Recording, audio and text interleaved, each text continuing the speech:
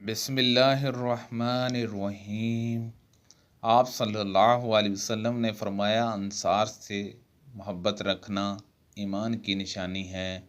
और अंसार से कीना रखना नाफक की निशानी है। उबादा बिन सामत रज़ी अल्लाह अन्हु जो बदर की लड़ाई में शरीक थे, फरमाते हैं कि रसूलुल्लाह सल्लल्लाहु अलैहि वसल्लम ने इस वक़्त जब आपके गिर्द सहाबा की एक जमात बैठी हुई थी, फरमाया कि मुझसे बैत करो इस बात पर कि अल्लाह के साथ किसी को शरीक ना करोगे, चोरी ना करोगे, जना ना करोगे, अपनी औलाद को कत्ल ना करोगे और ना उम्दा किसी पर कोई नाहक बहतान बांधोगे और किसी भी अच्छी बात में खुदा की नाफरमानी ना करोगे।